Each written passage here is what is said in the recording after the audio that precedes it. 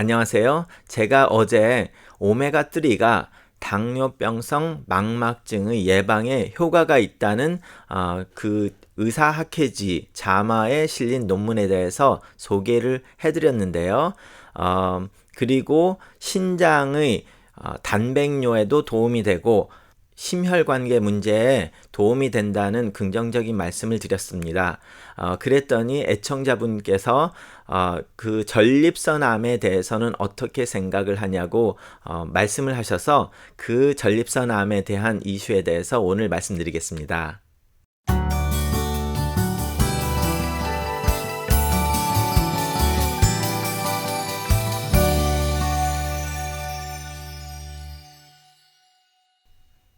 안녕하세요. 제가 엊그저께 이제 오메가3에 대해서 좋은 점에 대해서 말씀을 드렸고 당뇨병성 망막증에 좀 예방적인 효과가 있다라는 논문이 실려서 그것을 소개를 해드렸는데요.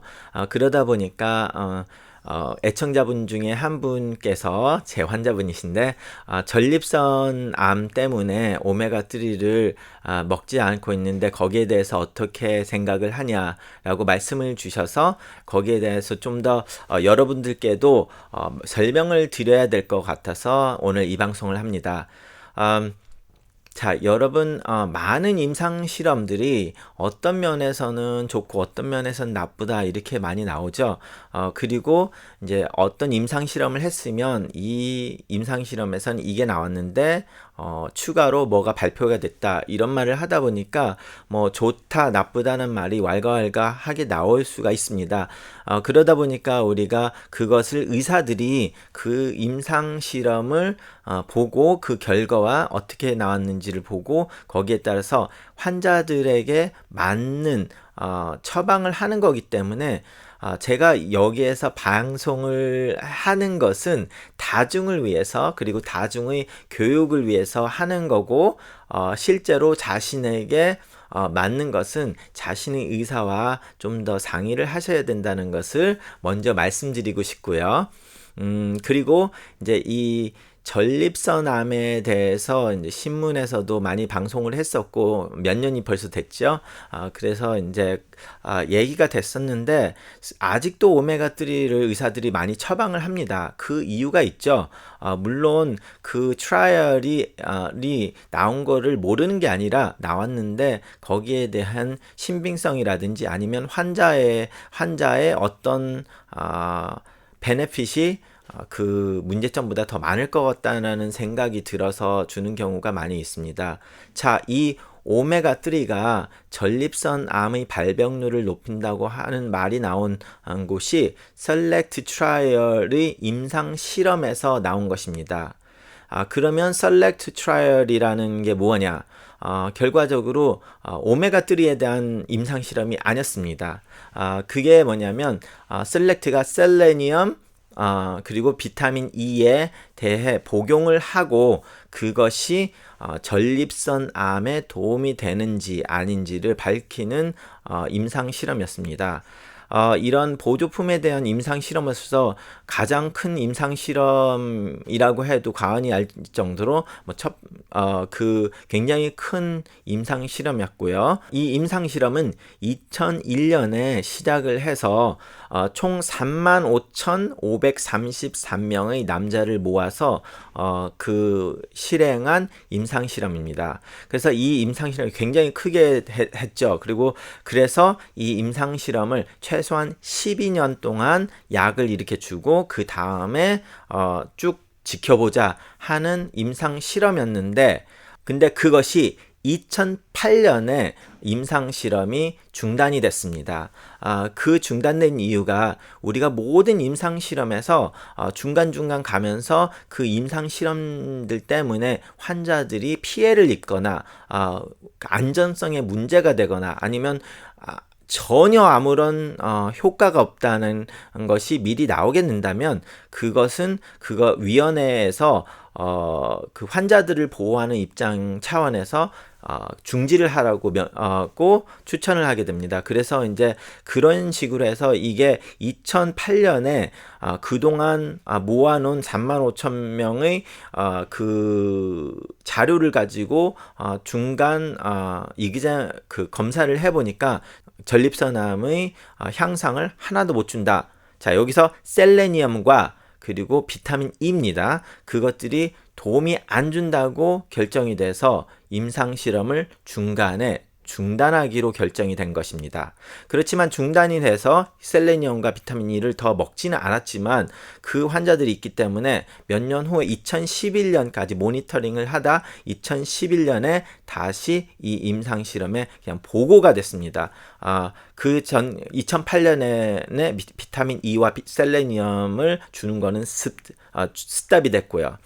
그래서 이것을 다시 통계 조사를 해보니까 2008년까지 비타민 E를 복용한 복용한 사람들이 전립선암이 오히려 약간의 증가가 되는 것이 보였습니다. 그렇지만 그 증가가 된 숫자가 아주 작았기 때문에 그 통계학상으로 그런 의미가 없는 수치라고 결정이 됐는데 2008년에요. 근데 2011년까지 모니터링 한 다음 모니터링을 하고 그거를 다시 2011년까지 조사한 거를 가지고 다시 통계를 해보니까 그 기간이 되면서 전립선암이 걸린 환자분들이 비타민 E의 현저히라고 말하기는 좀 그렇고 16%가 많아졌다. 그리고 그거는 임상 통계학적으로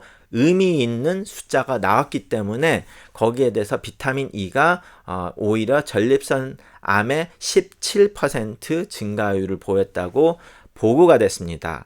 자, 그런데 이게 35,533명의 대상군을 가지고 하다 보니까 굉장히 큰 임상 실험이었고, 그러니까 굉장히 많은 자료들이 있겠죠.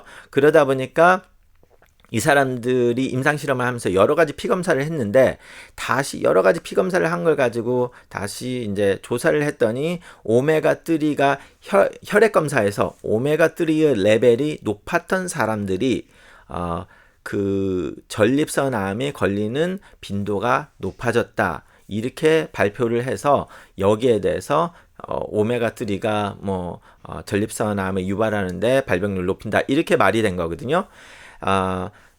자, 확실하게 그 통계학적으로 올라간 건 맞는데 문제가 뭐냐면 이 임상 실험에서는 오메가3를 보려고 오메가3를 주고 여러 명 이만큼의 집단에서는 오메가3를 주고 나머지 집단에서는 오메가3를 안 주고 어떻게 되는지를 본 게 아니라 셀레니엄과 비타민 E를 주고 안 준 사람들과 비교를 한 겁니다. 그랬는데 하다 보니까 그 오메가3를 혈청 검사를 한 거가 있는데 그거과 암이 약간 비교가 되더라. 이렇게 해서 이제 그게 높은 오메가3 레벨이 피 검사에서 높은 사람들이 그 암이 더 많이 생겼다라는 이제 보고가 된 거죠. 자, 그러면 우리가 여기서 이제 문제가 되는 게 오메가3가 왜 높아졌는지를 알지도 못하고, 자, 오메가3를 우리가 피쉬 오일을 먹어서 그 오메가3 파는 알약을 먹어서 올라간 건지 아니면 이런 사람들이 그 씨푸드를 많이 먹어가지고 그 생선을 많이 먹어서 오메가3가 올라간 건지 그런 거는 밝힐 수가 없이 그냥 혈액 검사입니다. 그러다 보니까 이제 그러면 오메가3 약을 안 먹고 생선을 많이 먹었던 사람들이 수은 같은 것도 많이 먹고 그래서 그렇다고 할 수도 있는 말이 되게 되죠. 그러다 보니까 여기에 이 오메가3의 주장에 대해서 전립선암을 꼭 만든다고 하는 주장을 100% 믿지 못하겠다 해서 이제 거기에 대해서 논란이 있게 되는 겁니다. 의사들 사이에서 이게 진짜로 그게 맞느냐 마느냐. 자, 그러면 이제 아무래도 그 전립선암이 생길 수 있는 고위험군에서는 아무래도 그런 데이터가 나오면 의사들이 주기를 꺼려하는 거는 사실입니다. 그러면 딱 앉아가지고 이게 진짜로 맞느냐 마느냐 하는 거는 이제 대학교나 아니면 의사들끼리 얘기를 할 때 논쟁이 되게 되는 거죠. 그래서 그렇게 나왔고 현재까지도 그 오메가3를 복용을 할 때 그 전립선암이 더 많이 생긴다고는 확실하게 인과응보는 말을 할 수는 없지만 지금 현재 피검사의 결과일 뿐이라는 거는 알아두시고요. 그래서 오메가3를 꼭 자기신이 전립선암이 걱정이 되거나 전립선암이 있으신 분은 현재로는 뭐 안 드시는 게 좋겠다고 그 레코멘데이션을 저도 하고 그런 쪽으로 밀고는 갑니다. 그런데 이제 다른 문제가 더 큰 문제면 뭐 심혈관계 질환이라든지 아니면은